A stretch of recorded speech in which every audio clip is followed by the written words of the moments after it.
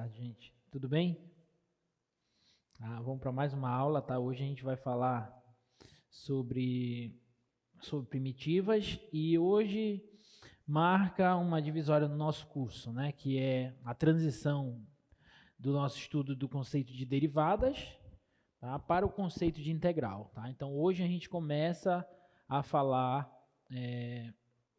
não propriamente de integral, mas de uma ferramenta que é a ferramenta de primitivação de funções, pelo menos as primitivas elementares, tá? Que é a aula de hoje, que vai nos auxiliar quando nós formos trabalhar derivada a partir da próxima quarta. Derivada não, desculpa, integrais a partir da próxima quarta.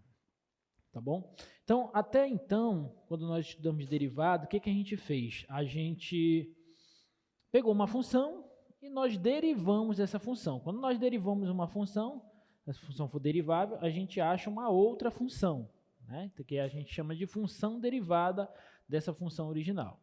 Tá? E hoje a gente vai falar sobre primitivas. O que é a primitiva de uma função? É quando eu te dou uma função e você tem que encontrar uma outra função, tal que, quando você derivar essa outra função, você obtém a primeira. Isso vai ser o conceito importante aqui da nossa aula, tá?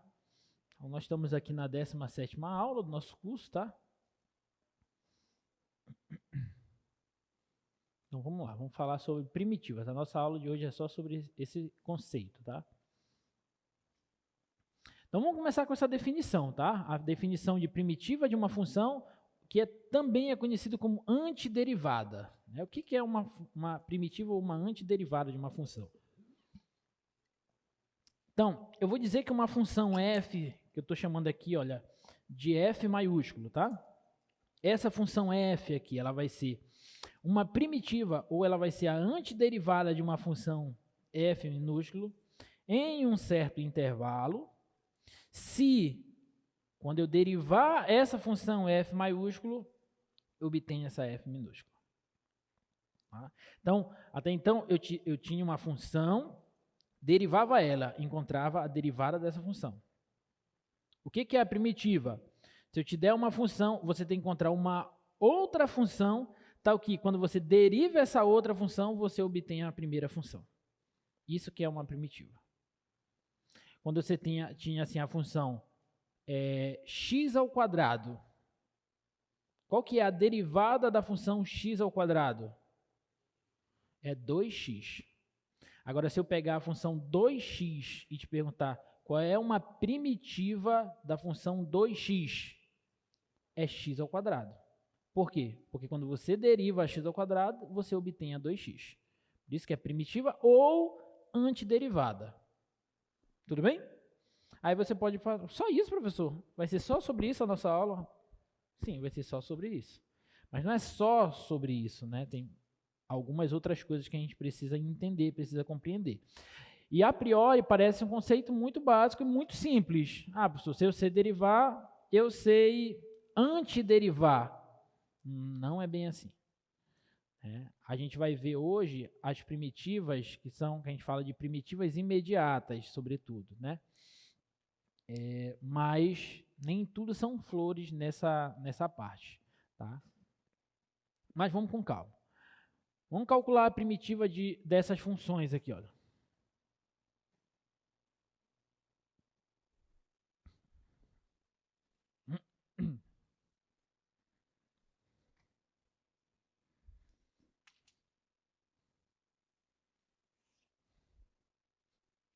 Então, no item A, eu tenho a função f de x igual a 5.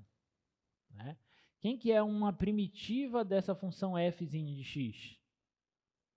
5x. Né? 5x é uma primitiva da função f de x igual a 5. Por quê? Porque se eu derivar essa função 5x, eu obtenho 5.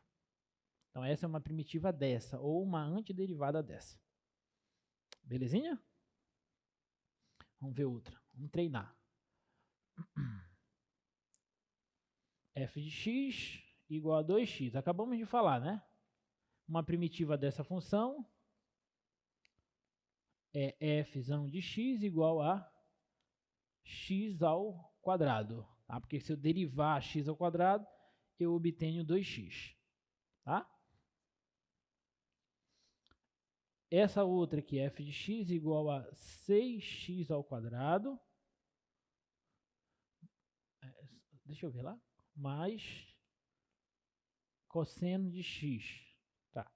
Quem que é uma primitiva dessa função agora, gente? Hã? 2x ao cubo mais seno de x. Para você confirmar se é mesmo, basta derivar essa função. Se bater com a de cima, é porque ela é uma primitiva. Deriva 2x ao cubo, dá quanto? Dá 6x ao quadrado.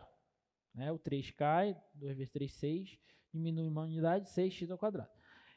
Quem é a derivada do seno? Cosseno. Então tá ok. Tá? Essa função é uma primitiva da função f. Belezinha? Alguma dúvida? Não, né? Letra D.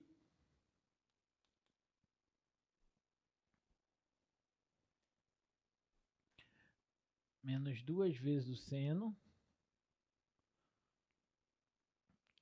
de 2x. Quem que é uma primitiva dessa função?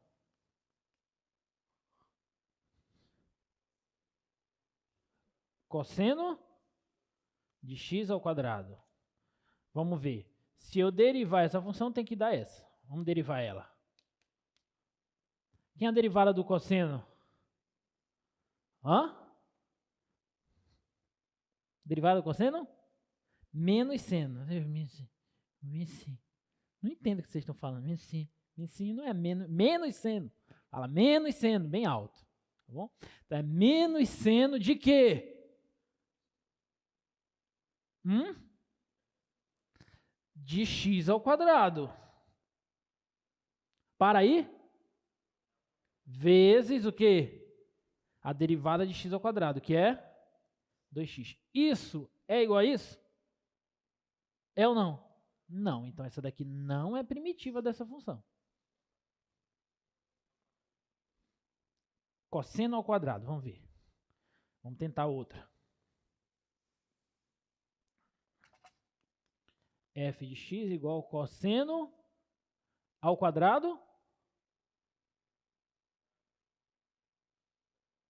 Cosseno ao quadrado de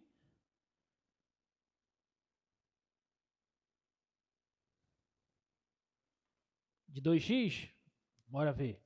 Vamos derivar ela. Quem é a derivada dessa? O 2k. Aqui é como se eu tivesse a composição do cosseno de 2x com a x ao quadrado, né? Então, isso aqui cai, fica 2 vezes o cosseno de 2x. Só isso? Não. Vezes a derivada de que está por dentro. Quem está por dentro? Cosseno de 2x. Quem é a derivada do cosseno de 2x? É menos o seno de 2x. Só isso? Não. Vezes a derivada da função que está dentro. Derivada de 2x é 2. Olha para isso e olha para isso. É a mesma coisa? Não. Então, essa daqui também não é primitiva dessa função. Cosseno de 2x. Vamos tentar. F de x igual ao cosseno de 2x. Vamos derivar. Para confirmar. Derivada do cosseno.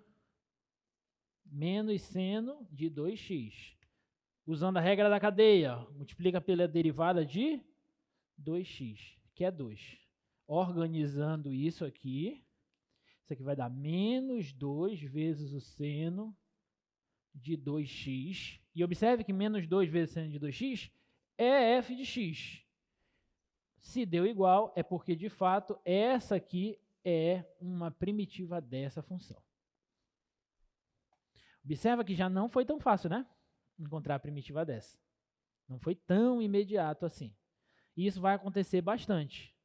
Inclusive, vai ter funções que você vai olhar e você pode ficar tentando, você não vai conseguir achar a primitiva dela. Aí você vai precisar do que a gente chama de técnicas de primitivação. Aí a gente vai estudar nas próximas aulas, depois que nós falarmos o que é a integral de Riemann, nós vamos estudar algumas técnicas que vão nos ajudar, nos auxiliar a achar as primitivas de certas funções. Aí nós vamos ver integração por partes, vamos ver substituição trigonométrica e algumas outras. Fora que a gente não vai ver ainda, que tem algumas outras que a gente, como o curso é muito longo, né, o curso de cálculo é muito extenso e o período das aulas não é um período tão longo, né, é mais curto, então tem algumas técnicas e algumas coisas que a gente, infelizmente, tem que cortar do curso, né, mas que são interessantes, se vocês puderem estudar, são interessantes. Por exemplo, frações parciais, tem integração imprópria, tem um monte de coisa aqui interessante, tá bom? Bom, alguma dúvida até aí, gente? Não? Vamos para outra.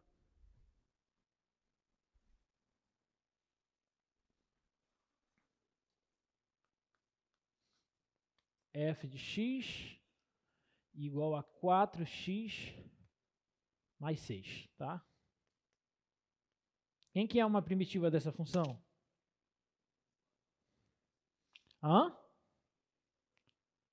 2x ao quadrado mais 6x. Muito bem. Se eu derivar ela, a derivada de 2x ao quadrado, 2k, e fica 4x. E a derivada de 6x é 6, né? Que é, de fato, a função f'. Então, essa função aqui é uma primitiva desta função. Beleza? Tá. Então, o conceito inicial de primitivas, eu acho que ficou claro para vocês. Tá? Agora, deixa eu te perguntar uma coisa aqui, antes de eu passar os slides. Vamos começar pela primeira função. Você consegue me dizer outra primitiva dessa função? Uma primitiva é 5x. Você consegue me dar outra primitiva dessa função? 5x mais uma constante. Por exemplo, 5x mais 2. 5x mais 2 é uma primitiva dessa? É. Por quê? Porque derivada de 5x dá 5 e derivada de 2 dá 0. Então, essa função aqui também é uma primitiva dessa função original. Uma outra primitiva da função 2x. X ao quadrado, por exemplo, mais 10. Isso aqui também é uma primitiva dessa função. Porque derivada de x ao quadrado dá 2x e derivada de 10 dá 0. Isso aqui é outra primitiva dessa função. Tudo bem? A mesma coisa aqui, ó, se eu colocar mais uma constante, aqui, né? Se colocar mais uma constante, essa função mais qualquer outra constante real que eu colocar, vai ser primitiva dessa função. Isso vai servir para todas. Para todas. Na verdade, a gente pode fazer a seguinte observação. Olha só. Duas observações. Ó. Se você tem uma função f maiúscula e você sabe que essa função é a primitiva, é uma primitiva da função f no intervalo i, então para qualquer constante real, f de x mais constante também vai ser primitiva. Né? Essa observação é uma observação importante. Olha só, eu sei que f de x, f é primitiva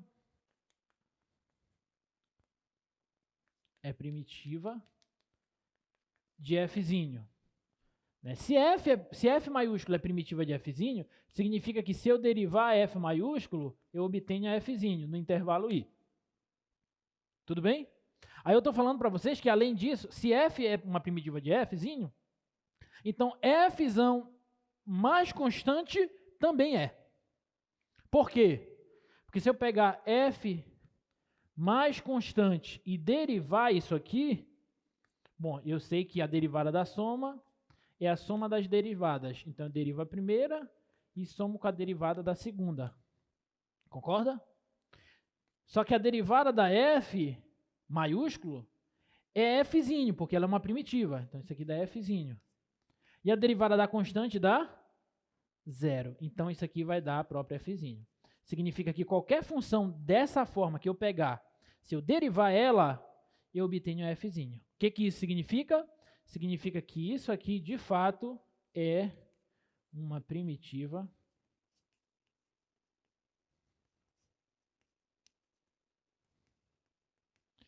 de f.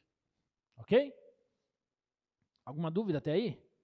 Então, sempre que você achar uma primitiva de uma função, se você pegar essa função e somar com qualquer constante, também essa nova função vai ser uma primitiva da função original. Belezinha? E aí eu tenho uma outra observação ainda. Olha só. Suponha que você tem duas primitivas de uma função. Agora eu tenho a fzão e a gzão. Essas duas funções são primitivas de uma função f no intervalo i. Então, a f e a g, elas se diferem por apenas uma constante. Tá? Então, deixa eu anotar isso aqui. Segunda observação. Se f e g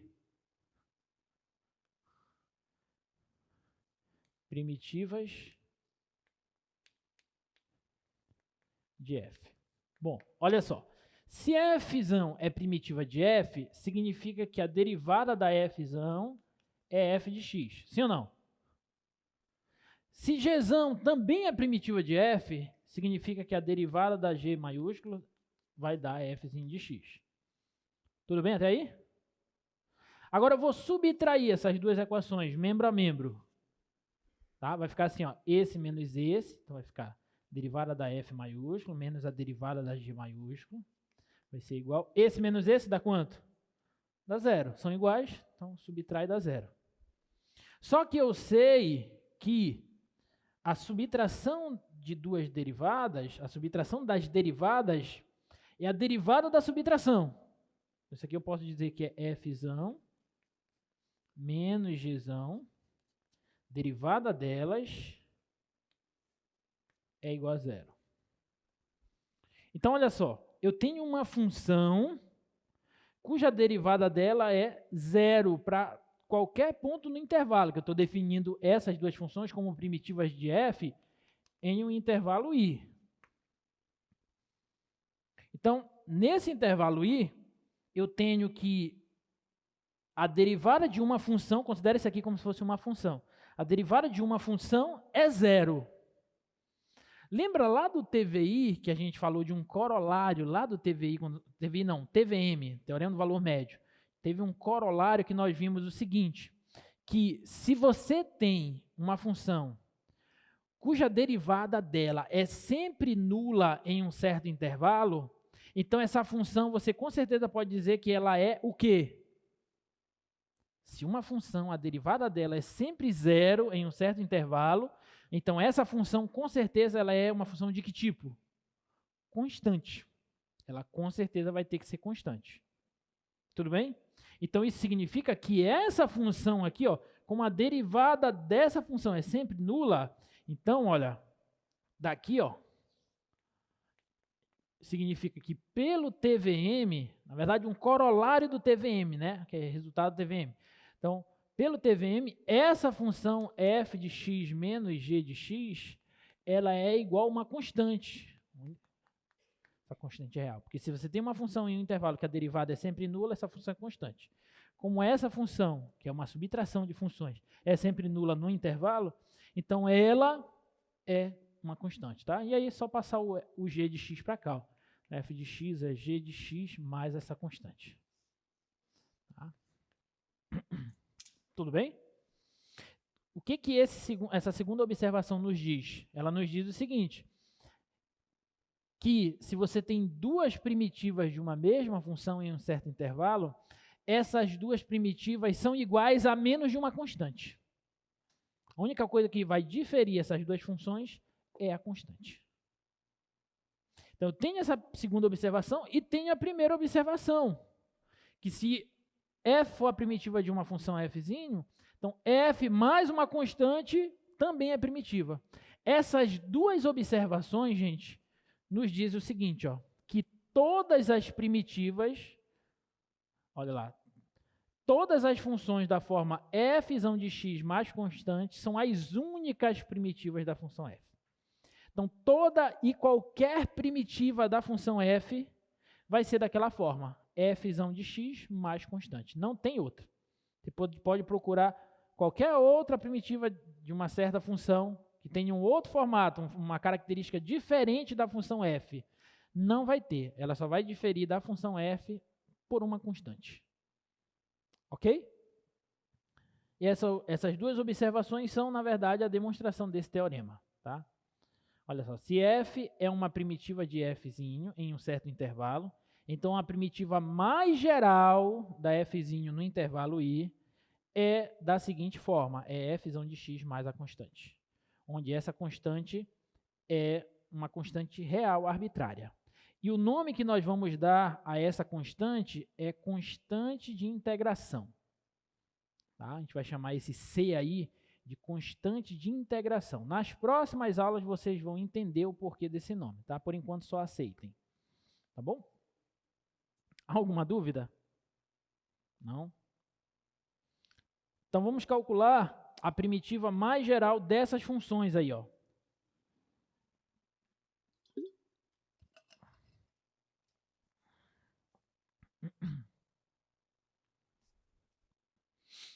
Função x ao quadrado. Qual é a primitiva mais geral da função x ao quadrado?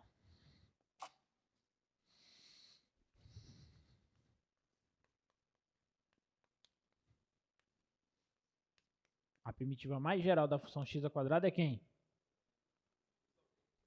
X ao cubo sobre 3, tá certo? Mais a constante. Essa é a primitiva mais geral. Toda e qualquer primitiva da função x ao quadrado tem essa forma. É x ao cubo sobre 3 mais qualquer constante real. Tudo bem? Qual é a outra?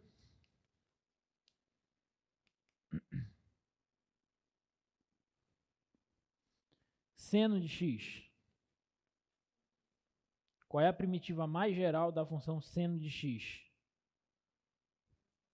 Menos cosseno, muito bem. Menos cosseno de x mais a constante. Porque quando eu derivo o menos cosseno, como a derivada do cosseno é menos seno, aí o menos com menos dá mais. Então vai dar mais seno. Tudo bem? Então, menos cosseno mais a constante é a primitiva mais geral da função seno de x. Ok? Vamos ver a próxima.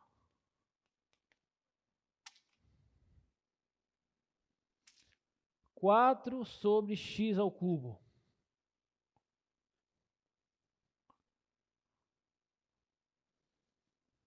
Qual é a primitiva mais geral dessa? Qual é a função que, quando eu derivo ela, dá 4 sobre x ao cubo?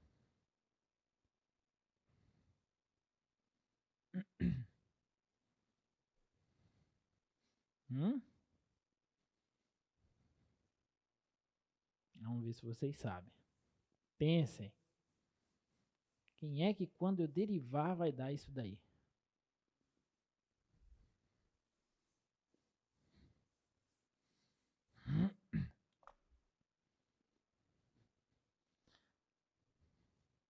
Algum palpite? Chuta aí alguém. Menos 2 sobre x ao quadrado, mais a constante, né? Será? Bora ver. Vamos derivar isso daí. Isso aqui eu posso reescrever assim, ó, menos 2 vezes x a menos 2 e derivar isso, mais a constante, né? E derivar isso. Não posso? Então vai ficar assim, ó. Menos 2 daqui, ó, vezes, esse menos 2 cai, vezes x elevado a menos 2, menos 1, não é assim? O expoente cai, subtrai uma unidade do expoente, tá? E a derivada da constante é 0. Então, isso aqui vai dar, ó, menos 2 vezes menos 2 dá 4, positivo. E aqui vai ficar x elevado a menos 3. Como o expoente vai ficar negativo, eu inverto. Então, sobre x ao cubo. Deu certo? Deu. Então, essa daqui é a primitiva mais geral. É a primitiva mais geral dessa função, de fato. Professor, mas como que é menos 2? Como é que eu vou saber que é menos 2? Aí vocês perguntem para ela, foi ela que disse. Tô brincando, tá? A gente vai ver como é que o porquê disso, tá? Tenham calma. Alguma dúvida até aí, gente? Não? Algumas primitivas imediatas, tá, pessoal? Olha só. Se a função f de x, for igual a uma constante k, então a primitiva imediata dela vai ser k vezes x mais constante.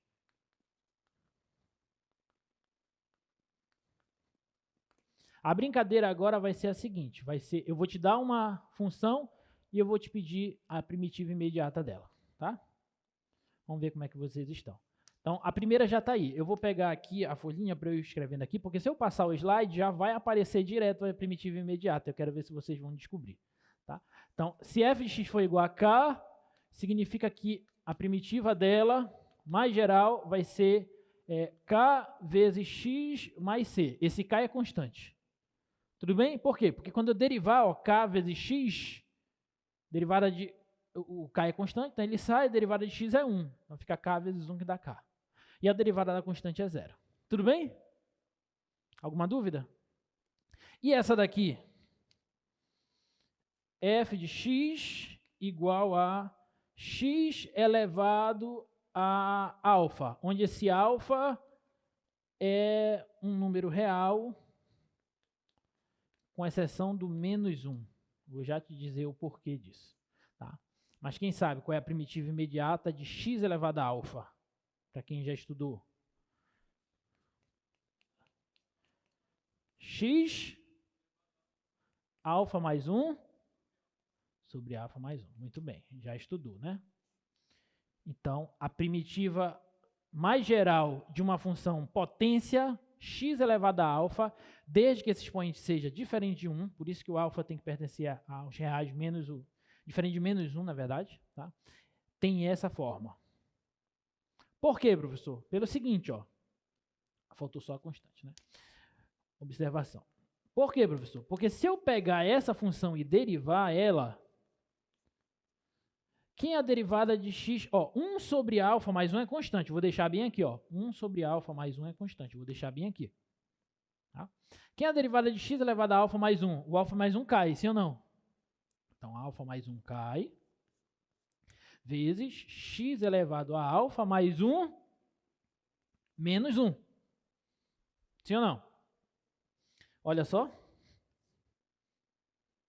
1 menos 1 dá 0, então sobra só alfa. Isso aqui é x elevado a alfa. Tudo bem? Alguma dúvida? Sim ou não? Então, essa expressãozinha aqui, gente, guardem ela no coração de vocês, que a gente vai usar muito isso. Tá? Essa é a primitiva geral da função x elevado a alfa. É x elevado a alfa mais 1. Você soma uma unidade ao expoente e divide por esse expoente, já com a unidade somada.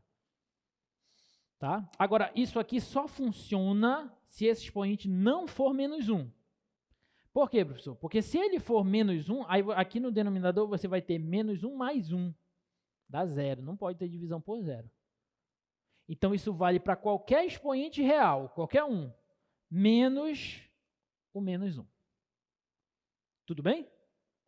Alguma dúvida? Tá. E se for menos 1, professor?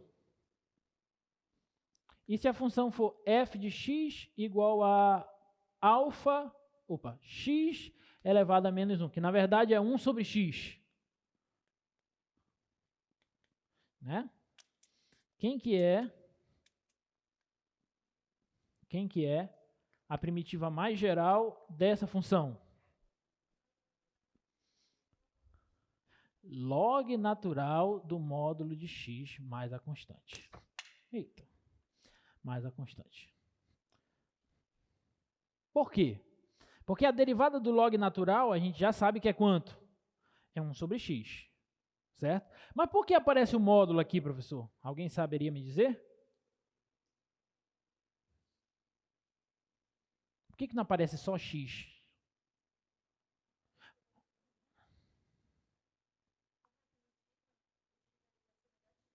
Exatamente. Esse x aqui é para qualquer x, isso aqui ó, é para todo x que pertence aos reais, com exceção do zero. Só não pode ser zero. Porque senão não faz sentido dividir isso aqui. Mas para qualquer outro x, você pode definir essa função. Portanto, como é para qualquer x real, isso aqui pode ser positivo ou negativo. Só que o log natural, qualquer logaritmo, ele só está definido quando o logaritmando é maior que zero. Na verdade, estritamente maior que zero. Então, só faz sentido trabalhar com logaritmos de números positivos. Ok? Por isso que aqui a gente precisa colocar o módulo, porque se esse cara for positivo, aqui vai ficar positivo. Agora, se ele for negativo, aqui tem que ser positivo por definição do logaritmo. Por isso, o módulo. Tudo bem? Agora você pode se perguntar, professor, mas por que a derivada do log natural de x é 1 sobre x? E aqui eu não preciso de módulo, porque quando eu coloco o log natural de x, já está subentendido que esse x é o quê? Positivo. Aqui eu não preciso de módulo. Ok? Então, esse x aqui, que provém daqui, na verdade, isso aqui é positivo. Já estou definindo implicitamente, digamos assim, né, que esse x é positivo. Agora, aqui não. O x aqui pode ser qualquer valor real, com exceção do zero. Então, por isso, eu preciso do módulo. Ok? Alguma dúvida? Tudo bem? Então, isso a gente tem que lembrar também, tá? Então, essa aqui é a primitiva mais geral de 1 sobre x. Tá? Então, ó, a gente já sabe a primitiva mais geral da função constante, já sabe a primitiva mais geral da função potência, com exceção do expoente menos 1. E quando for menos 1 expoente, ou seja, quando nós tivermos a função 1 sobre x, a primitiva dela vai ser o log natural do módulo de x. Ok? Alguma dúvida? Tá. Vamos ver outras.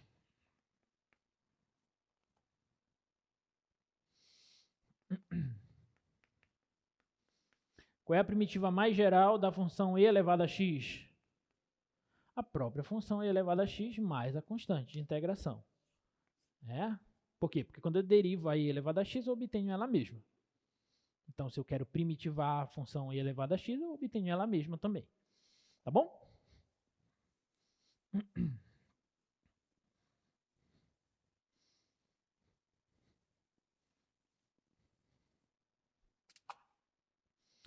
Outra. Essa daqui a gente já viu. Função f de x igual a cosseno de x. Quem é a primitiva dela?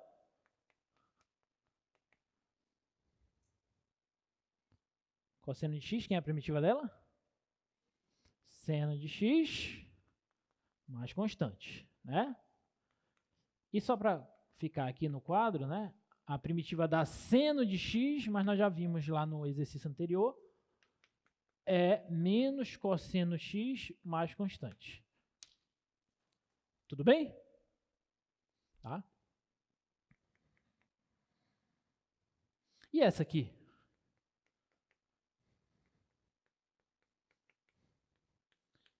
Quem é a primitiva dela? Tangente. Primitiva da secante ao quadrado é tangente. Por quê? Porque a derivada da tangente é secante ao quadrado. Tá? Isso aqui é tangente de x mais constante. Beleza? Outra.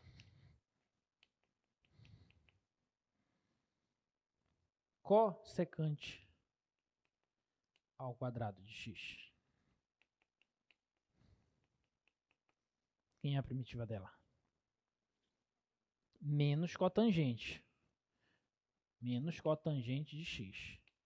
Por quê? Porque a derivada da cotangente é menos cossecante ao quadrado. Então, como a derivada da cotangente é menos cossecante ao quadrado, esse menos com o menos que vai aparecer vai dar mais. Aí eu volto para cossecante ao quadrado. Ok?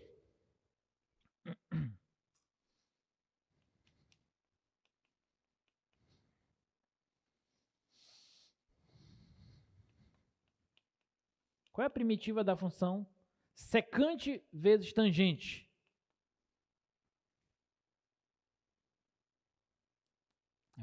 É uma primitiva imediata também. Secante vezes tangente, quem é? Quem é a função que quando eu derivo eu obtenho secante vezes tangente? Secante. É a secante. Derivada da secante, secante vezes tangente. Tá bom? Ok?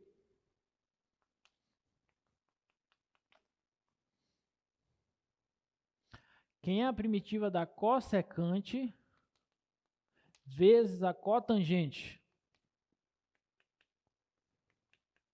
Também é uma primitiva imediata. Quem é a função que quando a gente deriva, a gente obtém cossecante vezes cotangente?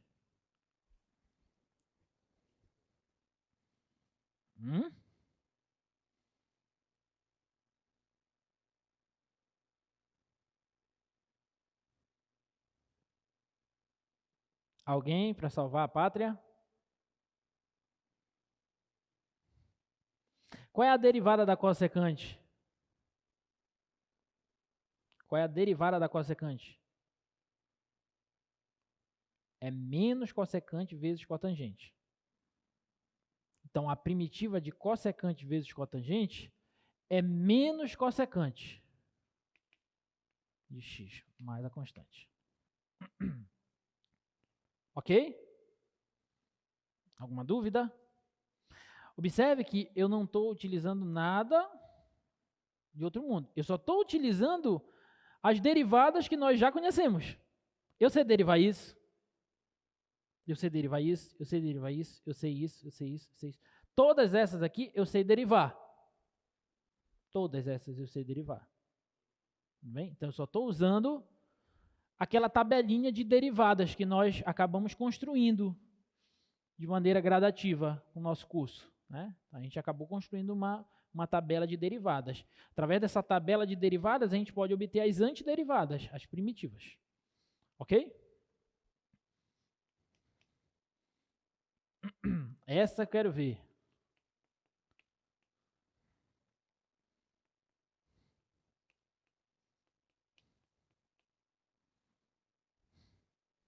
Esse aqui tem uma restrição. X pertence a um intervalo menos 1 e 1. Quem é a primitiva dessa função? Quem é a função que quando a gente deriva, a gente obtém essa aqui, ó. Menos 1 sobre raiz quadrada de 1 menos x ao quadrado. Arco, cosseno. Isso aqui é arco, cosseno de x, mais a constante. Lembra quando nós falamos de derivação implícita e derivação de função inversa? Eu mostrei a derivada da arco cosseno, da arco seno, da arco tangente. Tá? Vocês não podem esquecer aquilo não, gente, porque vocês vão usar bastante isso. Isso aqui é uma que aparece muito quando a gente for resolver integrais. Tá? Na verdade, todas, né? Mas tem algumas que aparecem mais. Então, quando vocês virem uma função aí, menos 1 sobre raiz quadrada de 1 menos x ao quadrado, e você precisar encontrar a primitiva dela, você já sabe que é a arco cosseno, tá? E essa aqui?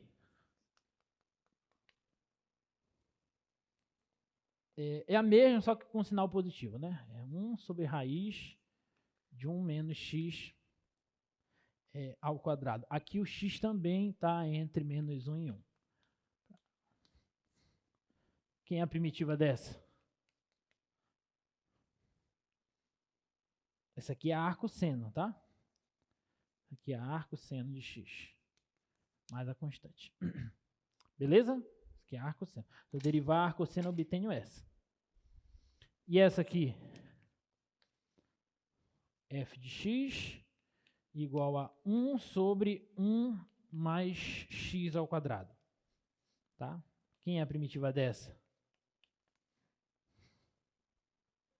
Arco tangente.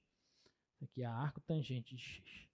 Então, olha só, todas essas funções aqui, gente, no decorrer do nosso curso, eu mostrei para vocês a derivada dessas funções.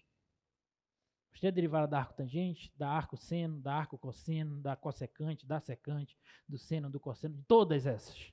Então, a gente precisa lembrar dessas derivadas, tá bom? Lembrar da derivada, portanto, a gente precisa lembrar dessas primitivas. E com a derivada, a gente obtém automaticamente a primitiva dessas funções. Né? Por isso que aqui tem primitivas imediatas, que essas são as fáceis. Essas são as fáceis, essas são as imediatas. Você bate o olho, já sei qual é essa. Tá bom? Aí vai ter outras que a gente vai precisar das técnicas de primitivação. Aqui tem algumas outras que não são imediatas, mas eu vou colocar aqui. Tá? Algumas outras que não são imediatas. Por exemplo, secante. F de x igual a secante de x. Tá? Qual que é uma primitiva dela? Aí uma primitiva dela é essa aqui, ó. É o log natural da secante de x mais a tangente de x mais a constante.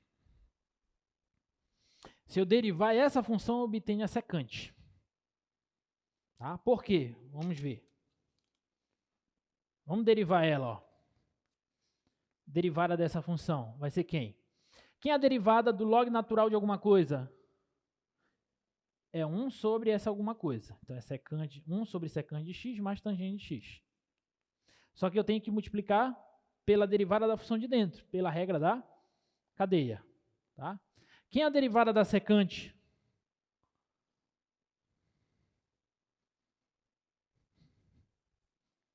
Quem é a derivada da secante? Secante vezes tangente. Então, aqui é secante vezes tangente. E quem é a derivada da tangente? Secante ao quadrado. Derivada da constante dá zero. Observe que aqui eu tenho secante desses dois membros. Então, eu posso pôr ela em evidência. Vai ficar secante vezes tangente mais secante sobre secante mais tangente. Agora, observe que tangente mais secante, secante mais tangente, cancela. Isso aqui vai dar secante. Então, confirma. Se eu pegar essa função e derivar ela, eu obtenho a secante. Então, portanto, ela é uma primitiva dessa função. Na verdade, isso aqui são todas as primitivas da função f. É uma família de primitivas que a gente também chama às vezes. Tudo bem? Tá? Então, essa é uma.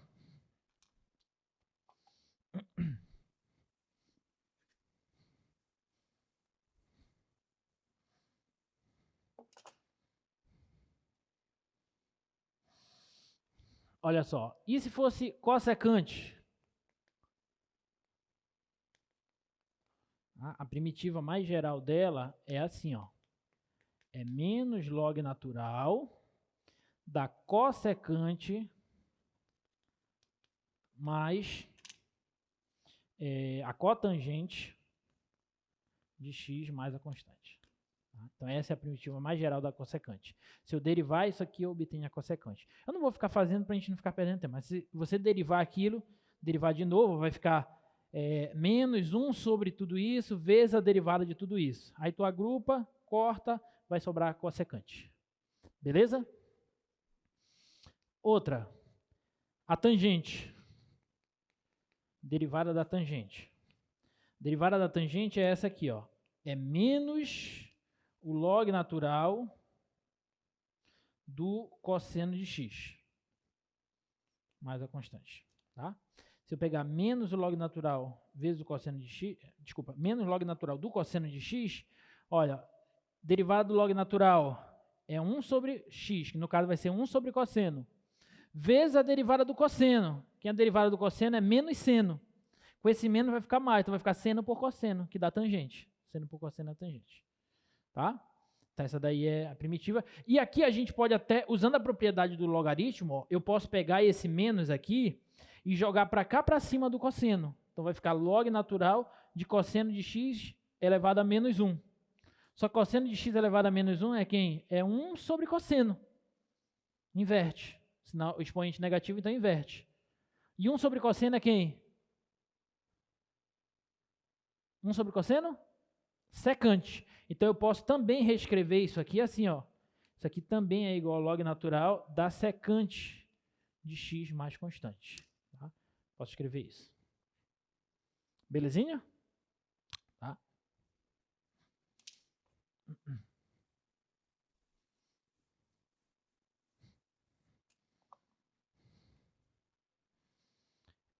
E a última, se a f de x for a cotangente. Cotangente de x. Aí aqui a primitiva dela vai ser assim. Vai ser o log natural do seno de x mais a constante. Tá bom? Se eu derivar log natural do seno, vai ficar 1 sobre o seno vezes a derivada do seno, que é cosseno. Vai ficar cosseno sobre seno, que é cotangente. Tá bom? A derivada da cotangente é essa. Alguma dúvida, gente? Não? Beleza. Então, essas são todas as primitivas imediatas aí que a gente sabe. É claro que essas 4 últimas não são imediatas, né? São tão imediatas. Mas no meio dos exercícios que nós fizemos no decorrer do nosso curso, nós chegamos já a utilizar esses resultados. Mas não foram resultados assim que a gente deu tanta ênfase, tanto destaque, tá? Beleza? Podemos prosseguir? Olha essa proposição.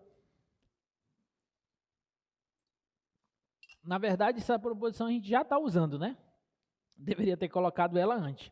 E ela está dizendo que se a primitiva do produto de uma função por uma constante é k vezes a primitiva da função. Né? E a primitiva da soma é a soma... se eu tenho duas funções f mais g, se eu quero primitivar essa soma, eu primitivo a primeira e somo com a primitiva da segunda. Pronto. Tá? Mas isso a gente já está usando, na verdade, tá? Mas só para ficar registrado a respeito dessa proposição. Vamos fazer mais uns exemplos aqui, tá?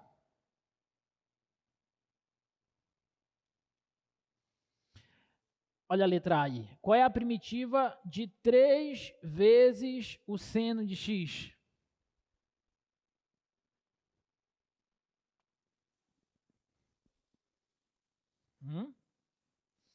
Primitiva de 3 vezes o seno de x. Como é?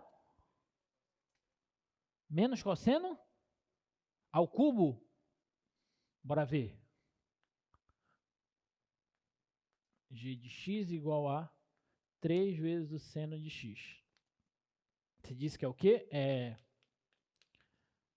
menos cosseno ao cubo de x, é isso? Bora ver, vamos derivar essa função. Menos continua. Cosseno ao cubo, o 3 cai, então fica 3 vezes cosseno ao quadrado de x, vezes a derivada da de dentro, do cosseno, que é menos seno. Vai dar bem diferente. Então, não é essa. Olha só, presta atenção. A proposição que nós falamos anteriormente nos diz que se eu tenho a primitiva de uma função, eu tenho a primitiva da constante vezes a função. Você sabe qual é a primitiva do seno? É menos cosseno. Então, qual é a primitiva de 3 vezes seno? Menos 3 vezes o cosseno.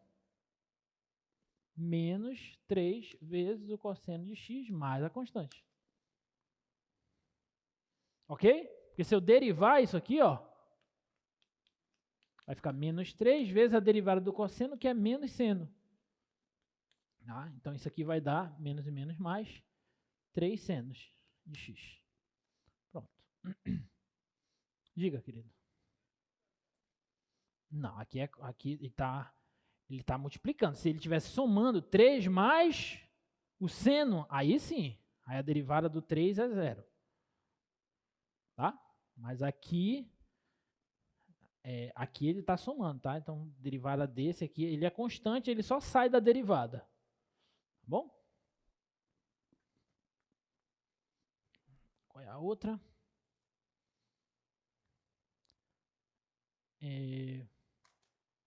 X à quarta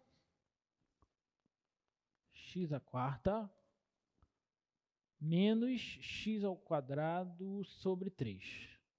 Tá. Quem é a primitiva dessa função? Observe que as primitivas sempre a gente denota por letras maiúsculas para a gente conseguir diferenciar. Tá? Quem é a primitiva de x? Lembra da proposição? Se eu quero encontrar a primitiva de uma soma de funções, e aí você pode entender isso aqui como mais, menos essa função, né, como uma soma e subtração nesse contexto dá o mesmo. Mas se eu quero a primitiva de uma subtração, basta eu calcular a primitiva dessa e subtraí-las. Tá bom? Quem é a primitiva de x à quarta? X à quinta sobre 5. Estamos usando agora aquele segundo resultado, aquela segunda primitiva imediata, que é a primitiva de x elevado a alfa. É x elevado a alfa mais 1 sobre alfa mais 1. Tá? Então, 4 mais 1 no expoente e o denominador também. Você só repete o expoente aqui. Beleza? Menos, e aqui? Observa, 1/3 é constante, deixa aqui. Primitiva só o x ao quadrado. Quem é? X ao cubo sobre 3. O 9 vai dar no resultado final, direto. Já multiplicando, tá? Então, a primitiva aqui vai ser x à quinta sobre 5 menos x ao cubo sobre 3, mais a constante. Tá bom? E essa aqui?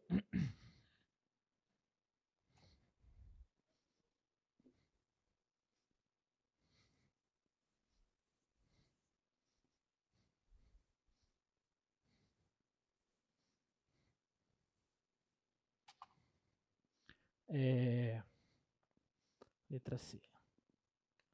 Z de x igual a x mais 1 sobre x ao cubo.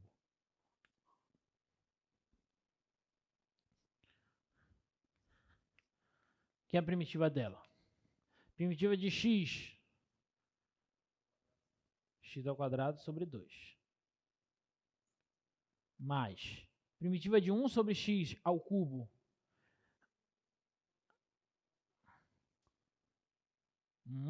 Aqui a dica é arruma essa função primeiro. Tá? Arruma ela. Escreve assim, ó.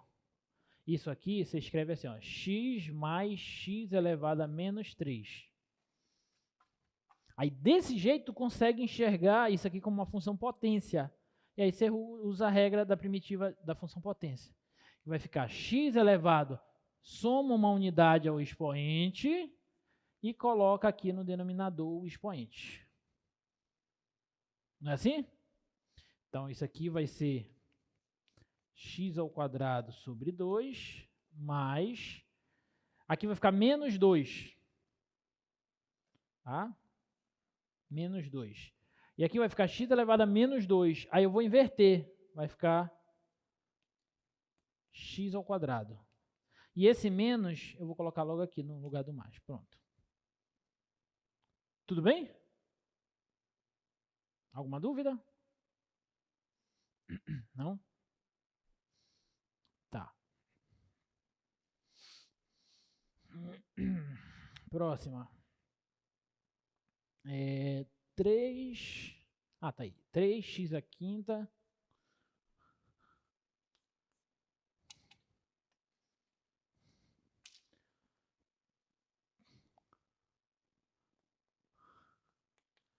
Três x à quinta mais 2x menos 5 sobre x ao cubo. E essa? Qual é a primitiva dessa?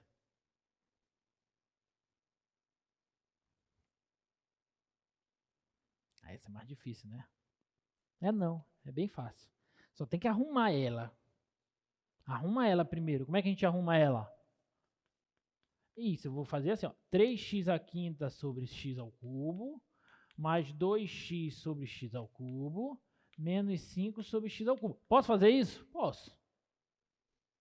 Tá? Aí arruma mais ainda. X à quinta sobre x ao cubo dá x ao quadrado. Ok? X sobre x ao cubo, eu cancelo um x com um x daqui, fica x ao quadrado, certo? Só que ele está no denominador, eu vou jogar ele para o numerador. Vai ficar 2 vezes x elevado a menos 2. Beleza? Menos 5 vezes x a menos 3. Fechou? Agora é só primitivar. Quem que vai ser a primitiva dela? Primitiva de 3x ao quadrado. X ao cubo. Certo? Mais 2 vezes primitiva de x a menos 2. É x a menos 2 mais 1 por menos 2 mais 1. Menos 5. Primitiva de x a menos 3. É x, eu já fiz aqui, né? Mas vou fazer de novo. X a menos 3 mais 1 por menos 3 mais 1. Tá? Então, isso daí vai ficar como?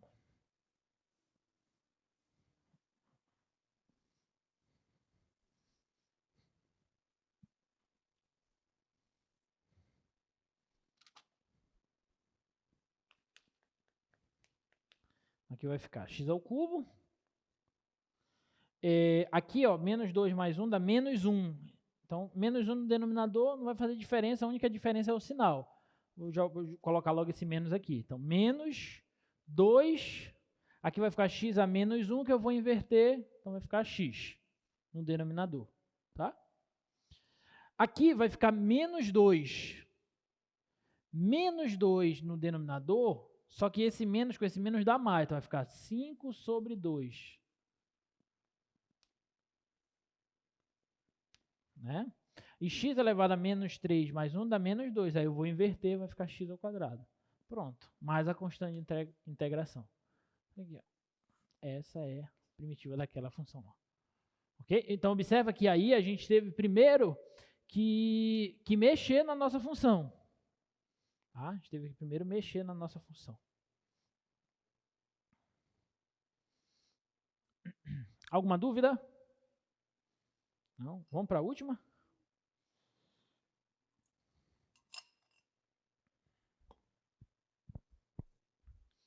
E essa aí?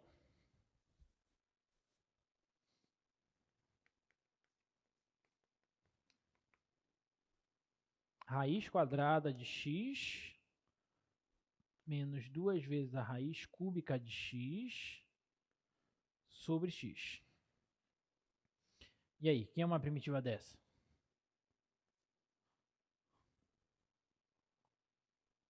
Aí tem que arrumar, né? Vamos arrumar. Isso aqui vai ficar assim, ó. Raiz quadrada de x é x elevado a meio. E aí eu vou logo dividir aqui por esse denominador, sobre x. Menos 2 vezes a raiz cúbica de x é x elevado a 1/3. Eu vou dividir logo isso aqui por x. Eu distribuí logo o denominador para cada numerador, tá? Para cada valor no numerador. Então, organizando ainda mais, isso aqui vai ficar assim, ó. X elevado a meio sobre x. Conserva e subtrai os expoentes. Meio menos 1. Menos 2 vezes x elevado a 1/3 sobre x. Conserva e subtrai os expoentes. Tá bom? Então, isso aqui vai ficar x elevado a menos meio, menos 2 vezes x elevado a menos 2/3. Pronto, aí tá bonito. Agora é só achar a primitiva. Então, a primitiva aqui vai ser quem? Vai ser x elevado a menos meio mais 1 sobre menos meio mais 1. Usando a regra lá da potência da primitiva. Tá? Menos 2 vezes, e aqui, x elevado a menos 2/3 mais 1 sobre menos 2/3 mais 1. Beleza? Então isso aqui vai ficar...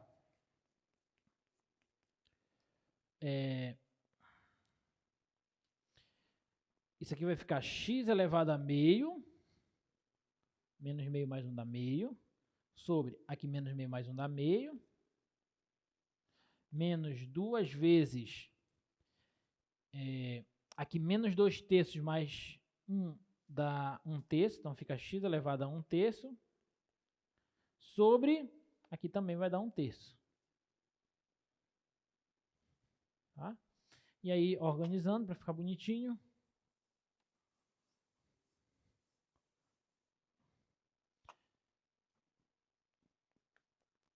Isso aqui vai dar... conserva e inverte. Né? Então, vai ficar 2 vezes x elevado a meio, menos, aqui conserva, inverte. Quando inverter, o 3 vai para o numerador e vai multiplicar por esse 2, vai dar 6 negativo. Então, menos 6 x elevado a 1 terço. Aí, se eu quiser deixar mais bonitinho ainda, eu deixo 2 vezes a raiz quadrada de x, menos 6 vezes a raiz cúbica de x mais a constante de integração. Pronto. Então, essa aqui é a primitiva. Ok?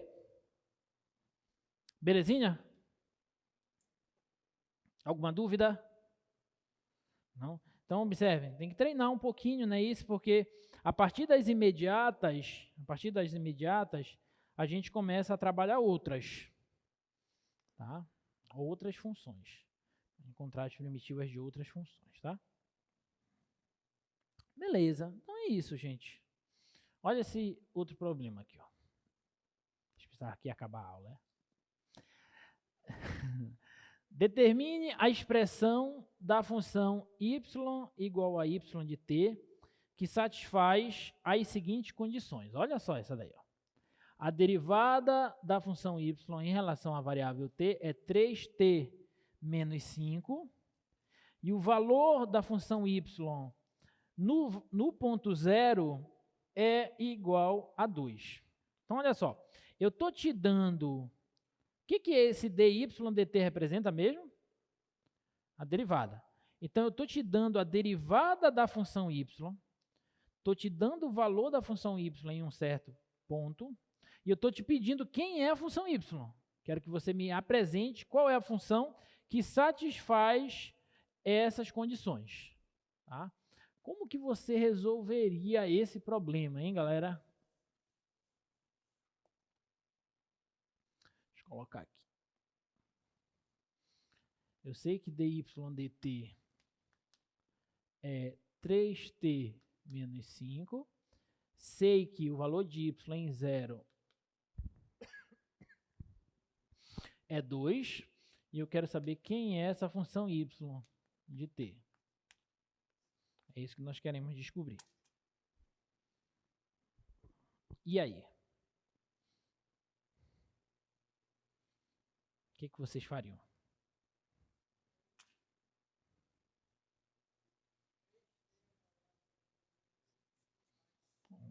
Olha aí, o cara já descobriu tudo.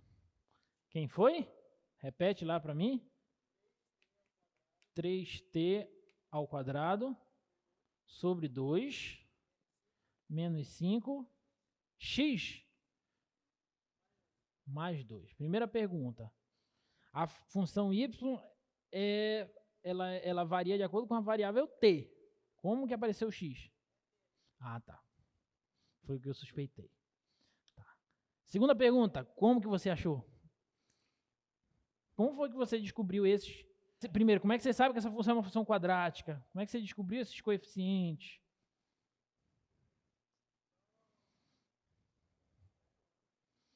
Encontrar a primitiva. Você encontrou a primitiva dessa função aqui. Não foi isso? Porque olha só, isso aqui que eu estou te dando é a derivada da função y. Como eu quero encontrar a função y, então eu quero encontrar uma primitiva dessa função. Certo? Se eu estou te dando a derivada de uma função e eu quero encontrar quem é essa função, você acha a primitiva dessa derivada. Então, se eu encontrar a primitiva dessa função, eu obtenho a função y. Então, quem é a função y de t? Encontra a primitiva dessa. Quem é a primitiva de 3t? é 3t ao quadrado sobre 2. Certo? Quem é a primitiva de menos 5? É menos 5t. Só aí? Só até aí? Não, né? Mais a constante de integração. Essa é a família de funções y que satisfazem essa condição aqui. Só que eu quero que a função satisfaça as duas. Aí eu olho para essa. Bom, o y no zero é 2. Mas como é que eu faço para achar o y no zero? É só substituir o t por zero. Então vai ficar 3 vezes 0 ao quadrado sobre 2, menos 5 vezes 0, mais a constante. Aqui dá 0, então acabamos de achar que a constante é o próprio 2. Tudo bem? Então, de fato, como nosso amigo falou, a função que satisfaz essas duas condições é essa função que ele descreveu aí. Ó. 3t ao quadrado sobre 2 menos 5t mais 2. Ele encontrou a primitiva daquela função e depois pegou esse valor inicial aí da função. Tá? Esse tipo de problema a gente chama aqui em cálculo de problema do valor inicial. Tá? Isso é muito utilizado e muito estudado quando você vai estudar equações diferenciais e tal. Tá? Isso é um tema muito importante, talvez o principal objeto de estudo uma das principais preocupações do cálculo, né? O que o cálculo quer resolver, né? Muitas coisas, dentre elas, principalmente as equações diferenciais. Tá? Mas vocês vão ter oportunidade ainda de estudar esse troço aí. Olha essa daqui. Determine a função posição x em função do tempo de uma partícula cuja velocidade é dada por v de t igual a 4t menos 1 e a posição dessa partícula no instante 1 é 1. Tá? Então vamos tentar resolver esse problema aí.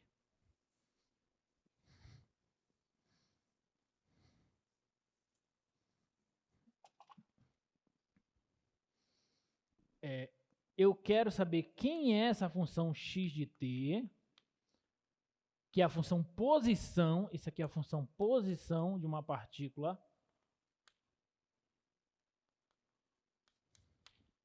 Tá? Sabendo que a velocidade dessa partícula é 4t menos 7 e a posição dessa partícula no instante 1 é 1. Isso aqui é a velocidade.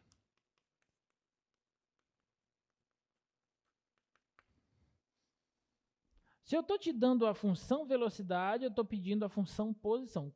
Como é que tu fazes para achar a função posição a partir da velocidade? Tu acha a primitiva função. Por quê? Porque a derivada da posição é a velocidade.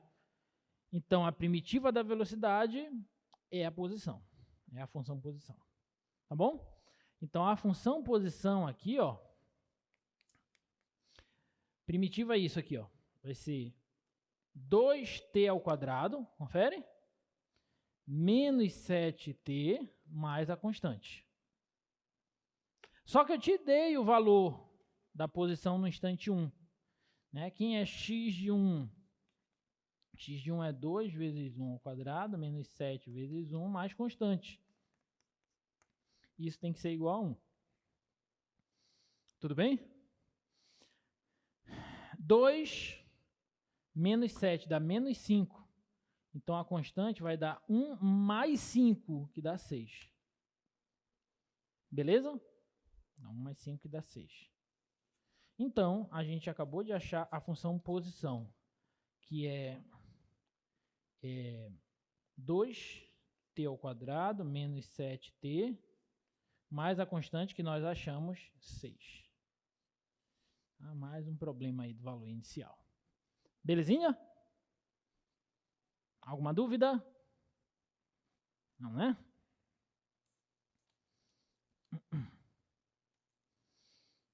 Olha essa outra aí, ó.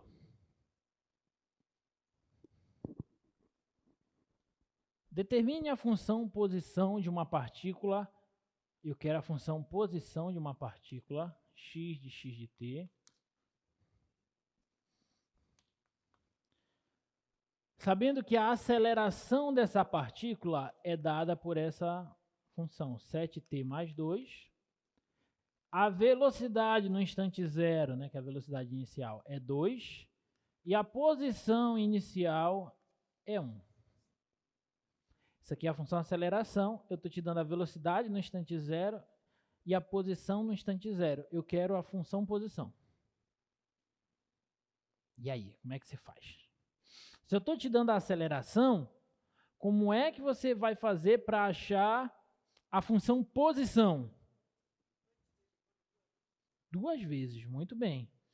Porque a primeira vez que você antiderivar a aceleração, você vai achar o quê? Perfeito. A velocidade. E quando você antiderivar, quando você primitivar a velocidade, você obtém a posição. Ok? Então vamos fazer isso. A velocidade vai ser a primitiva dessa, que dá 7t ao quadrado sobre 2. Tudo bem? Mais 2t, mais a constante, que eu vou chamar de constante 1. Só que eu sei que a velocidade no instante zero é 2. Então, como é que eu faço para calcular a velocidade no instante zero? Eu boto 0 e 0. Isso aqui dá 0, isso aqui dá 0. Então, a constante vai ser 2. Tá bom? Olha só, vou fazer devagar. V de 0 é 7 vezes 0 ao quadrado sobre 2 mais 2 vezes 0 mais C1.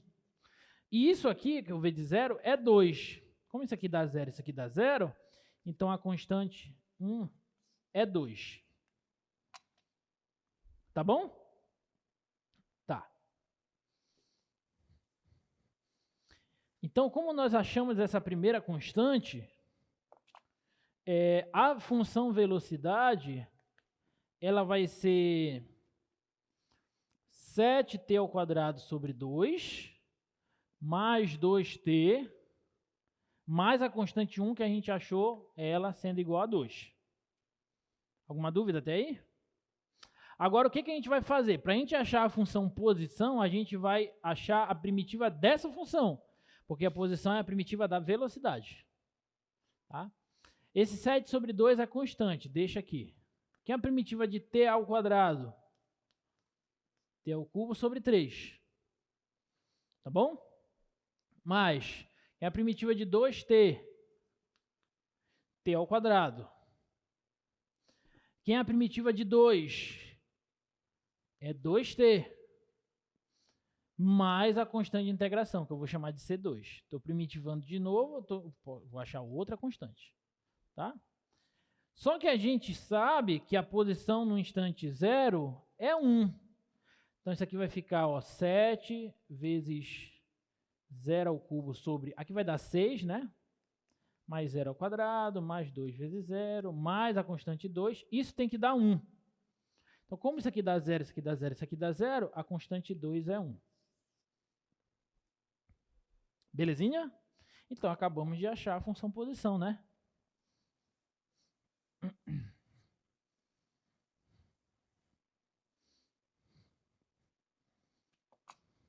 Então, a função posição, ela vai ser dada por 7t ao cubo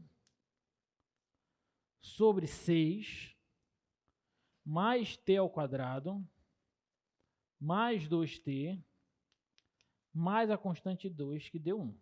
Tá? Então, é essa daqui a função posição. Beleza?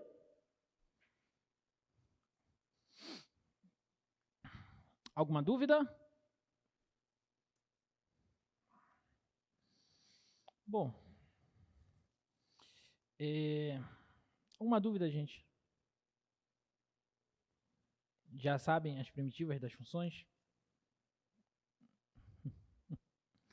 Bom, a aula de primitiva acaba aqui, né? Mas como nós ainda temos 20 minutos, dá tempo de falar um pouquinho logo de integral, que é a outra aula, né?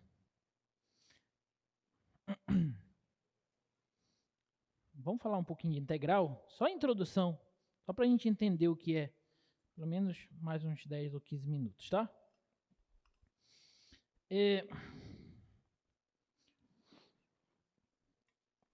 Esse conceito de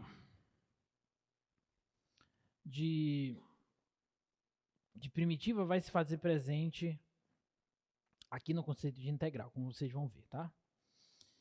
Vocês vão entender o porquê disso ainda. Bom, para a gente falar de integral,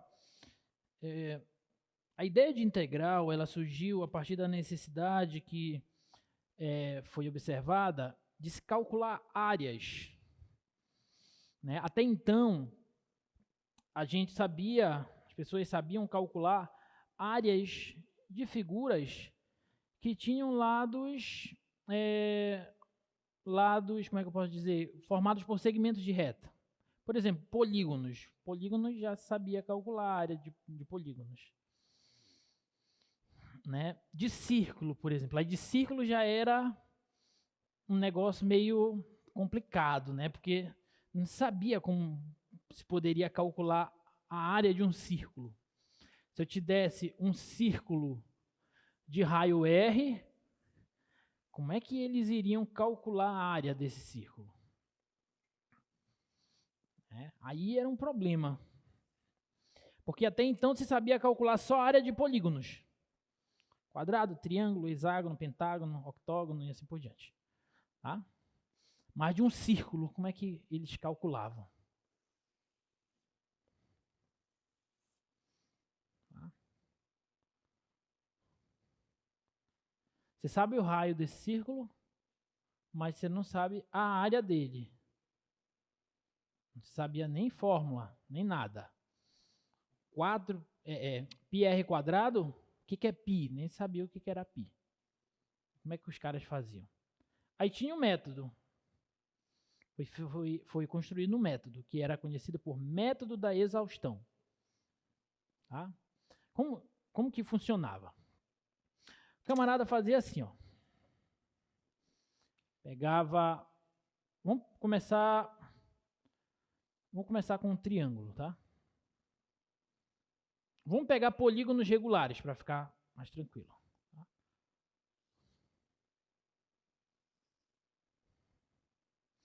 O objetivo é calcular a área do círculo. Eu não sei. Mas eu sei calcular a área de um triângulo. Ele calculava a área do triângulo. Você concorda que essa área, a área desse triângulo, ela é uma aproximação para a área do círculo? Sim, né? É uma aproximação. Obviamente está muito longe ainda de ser a área do círculo, mas era uma aproximação. Tá? Aí como é que eles faziam para melhorar essa aproximação? Aí eles aumentavam o número de lados do polígono. Vamos pegar agora, olha.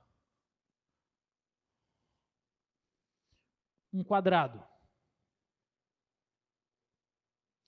Você concorda que a aproximação através da área do quadrado melhorou em relação à aproximação através da área do triângulo? Melhorou. Só que está bem longe ainda, né? Então, bora melhorar mais. Agora eu vou pegar um polígono de 8 lados, o octógono.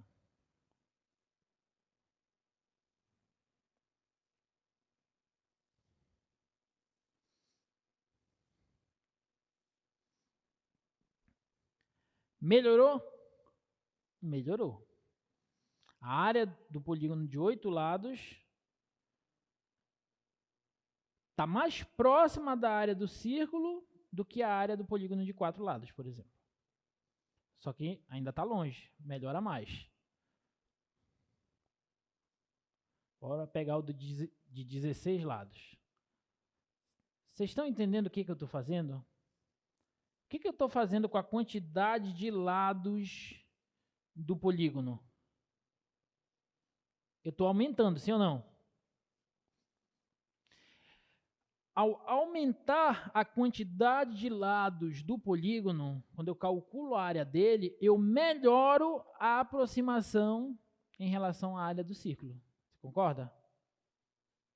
Então, olha só. A área do círculo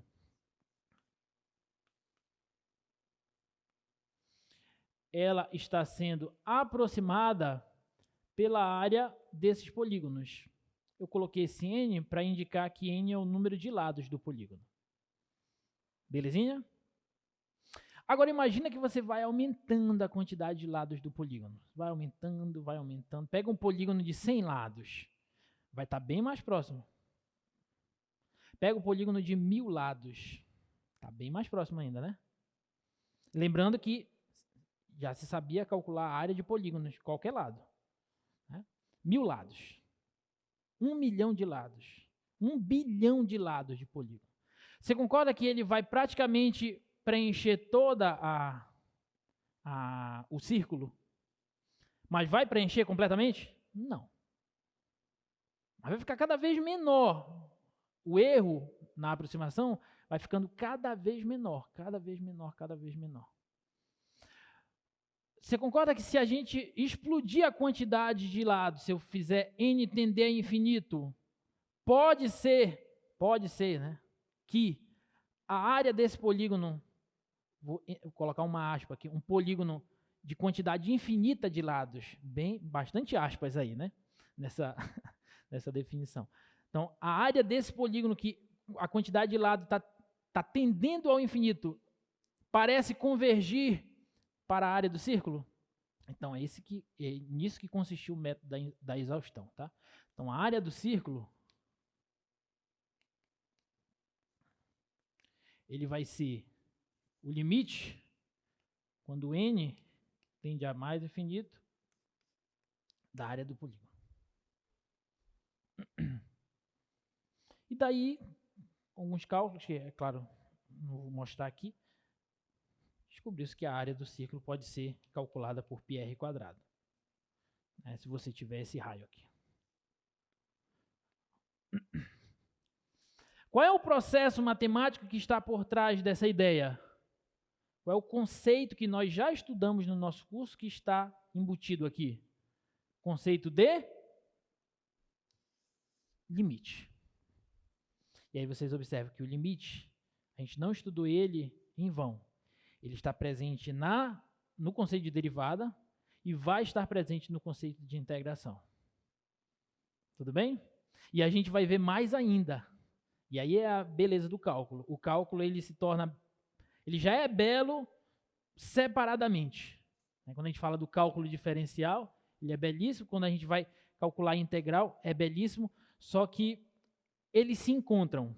E aí é onde tudo fica perfeito, né? Tudo fica lindo, fica maravilhoso. Que é quando a gente vê o teorema fundamental do cálculo. Que aí vocês vão ver a relação entre o conceito de derivada e o conceito de integral. Que são duas coisas que parece que não tem nada a ver uma com a outra. O que é a derivada? Reta tangente a uma curva em ponto. O que é integral, geometricamente falando, que a gente vai ver? A área de figura. O que tem a ver reta tangente com área de uma figura? Não tem nada a ver, mas o teorema fundamental do cálculo faz essa linkagem perfeitamente, como vocês vão ver. Tá bom? Então, esse é o método da exaustão. Por trás dele tem o conceito de limite.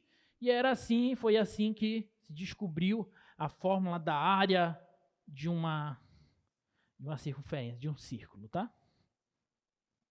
Consequentemente, a constante π, né? Π veio desse processo. Agora imagina o seguinte.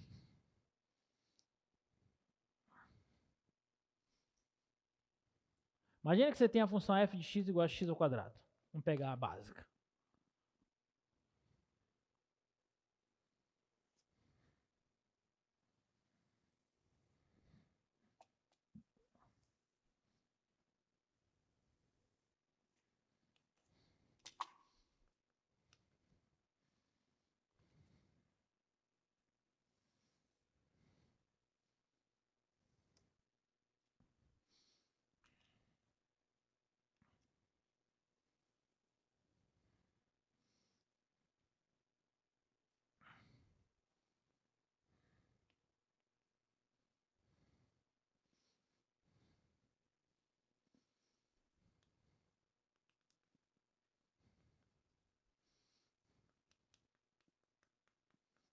Função x ao quadrado. Se eu perguntar para vocês qual que é a área dessa região aqui, abaixo do gráfico da função x ao quadrado, no intervalo de 0 a 1.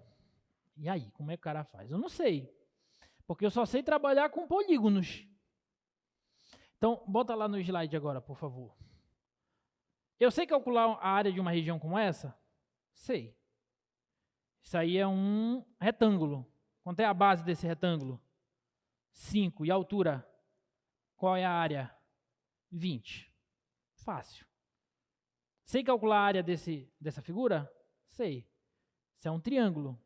Um triângulo retângulo. Qual é a base dele? 2. Qual é a altura dele? Qual é a área dele? 2, né? Base 2 vezes a altura 2 sobre 2. Base vezes a altura sobre 2 dá 2. Ok? Não sei. Mas aí é que está o problema. É quando a gente vai calcular a área de uma figura em que pelo menos um dos seus lados não é um segmento de reta. É uma curva. E nesse caso é uma curva determinada por uma função. É o gráfico de uma função. E aí como é que a gente faz? Aí a gente vai tentar usar uma ideia similar à ideia do método da exaustão. Olha só, deixa eu te mostrar.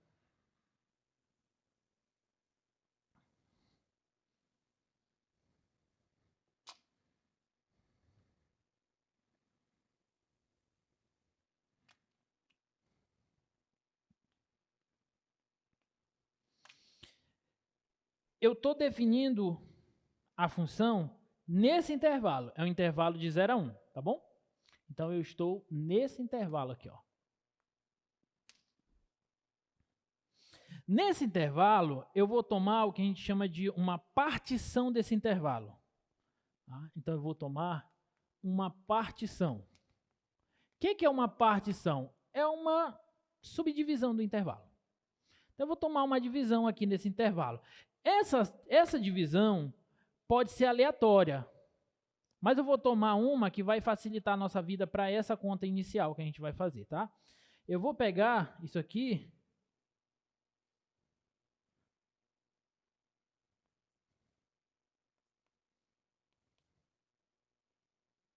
e eu vou subdividir esse intervalo em 1, 2, 3, 4 subintervalinhos. Tudo bem? 4 subintervalos. E mais, eu vou tomar esses 4 subintervalos de mesmo comprimento, para ficar mais fácil ainda. Então, quanto que mede cada subintervalo desse? 0,25, 1/4, né? Então, cada subintervalinho desse aqui, ó, ele mede 1/4, tá?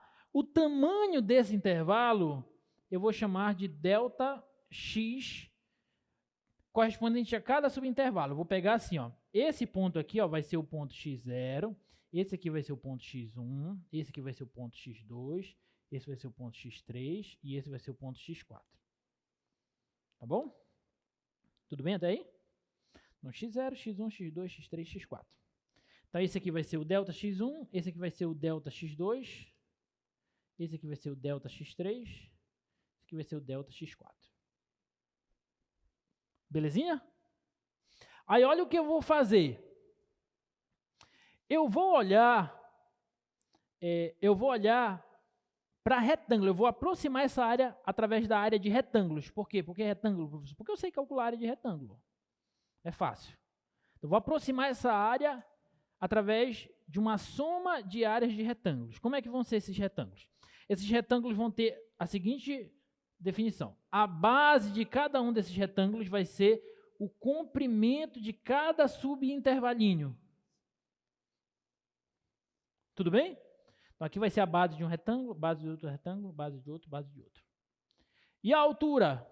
A altura eu vou escolher como o valor da função em qualquer uma das extremidades desses retângulos, desses subintervalos. Tá? Por exemplo, se eu escolher esse subintervalo, então a altura do primeiro retângulo vai ser aqui, ó.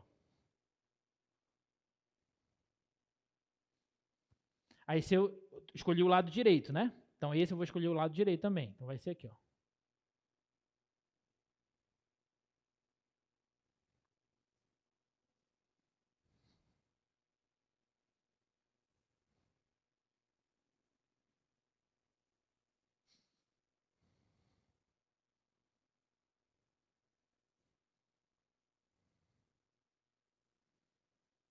E aí eu vou calcular a área desse retângulo, desse retângulo, desse retângulo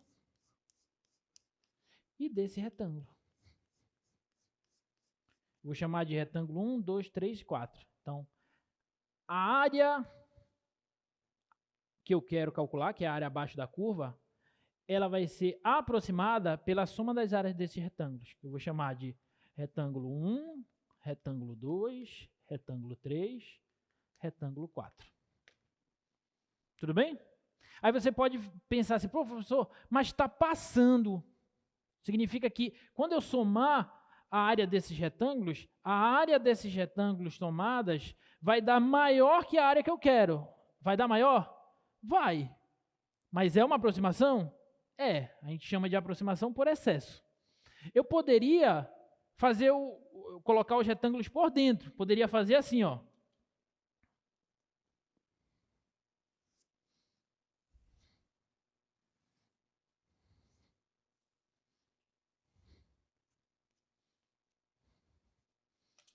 Poderia fazer assim, ó. 1, 2, 3. Tá.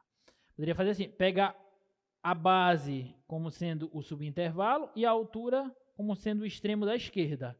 Então, esse primeiro retângulo seria um retângulo que a gente chama de retângulo degenerado. Ele não tem altura. O segundo seria esse aqui, ó. Base e a altura bem aqui, ó. Terceiro, base aqui e a altura aqui, ó. O quarto, base aqui e a altura aqui, ó. Aí eu vou calcular a área do retângulo. A primeira é essa, a segunda é essa, a terceira é essa, a quarta é essa.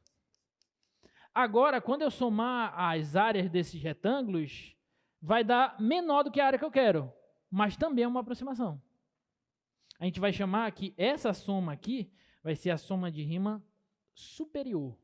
E aquela ali vai ser a soma de rima inferior. Isso aqui está por cima da curva, aquela está por baixo da curva. Tá? Essas somas aqui, essa soma, que não é bonito representar assim, essa soma não é legal ser representada assim, mais, é melhor usar um símbolo, símbolo do somatório, conhece? Conhece? Eu vou dizer assim, que a área vai ser aproximada pelo somatório, que é a letra sigma, de Rn. N é o número de retângulos. Com I, vou colocar Ri, na verdade, né? Com I variando de 1 até N. Pronto, aqui está mais bonito. Isso aqui é isso aqui, escrito de uma outra forma. Esse símbolo significa somatório. Significa que eu estou somando os Ris. Com I sendo um índice. I é só um índice. É um índice que varia de 1 até N. No nosso caso, como eu estou somando de 1 até 4, então vou colocar de 1 até 4, para melhor. Isso aqui nada mais é que eu estou falando assim, eu pego o R1 e somo com o R2, somo com o R3 e somo com o R4. Pronto. Então, aquela soma é representada por esse somatório. Tudo bem?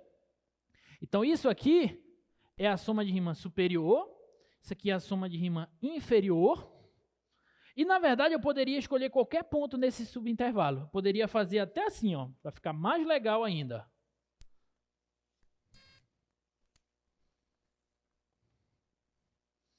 Poderia pegar aqui os subintervalos e eu poderia escolher qualquer ponto nesse subintervalo. E aí é que é bonito. Poderia escolher qualquer ponto. A escolha desse ponto, a gente diz que esses pontos são pontos amostrais em cada subintervalo. Então, vou escolher um ponto amostral nesse subintervalo. Escolhe um ponto qualquer, esse ponto, que eu vou chamar de lambda 1. Aí eu vou pegar o retângulo de base, tamanho do intervalo, e a altura, o valor da função nesse lambda 1. Então, está aqui o primeiro retângulo. Aí, nesse aqui, escolhe outro ponto qualquer. Vou pegar bem aqui, ó. Não, vou pegar bem aqui. Um lambda 2. Aí, eu vou pegar o retângulo de base ΔX e a altura f de lambda 2. Então vai estar bem aqui, ó, o segundo retângulo. Pega outro ponto amostral, lambda 3. Então calcula o valor da função aqui nele. Pega a altura aqui dele, está aqui o retângulo. Pega o último, lambda 4. Pega o valor da função aqui no lambda 4. E pega esse retângulo de base ΔX e a altura f de lambda 4. Pronto. Aí eu pego esse primeiro retângulo, a área dele, pego a área desse segundo retângulo, desse terceiro retângulo e desse quarto retângulo. Somo elas. Vai ser uma aproximação. E aí a gente vai ver um teorema na próxima aula que nos diz que, independentemente da escolha que eu fizer e da partição que eu tomar, eu vou fazer um processo de limite que eu ainda não mostrei para vocês, e isso vai convergir para a área dessa função. Para a área abaixo do gráfico dessa função. Tá? Qual que vai ser esse processo de limite, professor? Vai ser algo desse tipo aqui. Ó. Você concorda que isso aí é uma aproximação para a área abaixo do gráfico?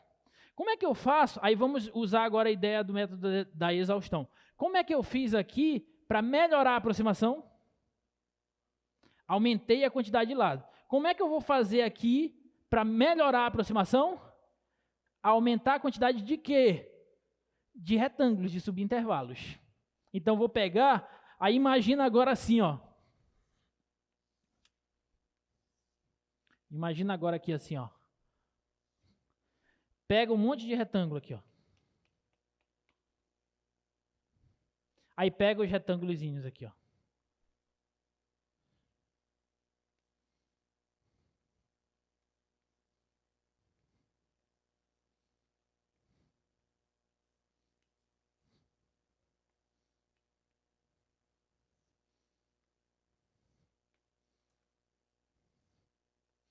Calcula a área de todos esses retângulos. A soma das áreas desses retângulos vai ser uma aproximação melhor ou pior do que essas? Vai ser melhor. Então, olha, eu vou diminuindo o tamanho de cada subintervalo, eu vou aumentando a quantidade de retângulos, os retângulos vão estreitando, as áreas dos retângulos vão diminuindo, mas quando eu somo todas elas, isso vai convergir para a área abaixo da curva.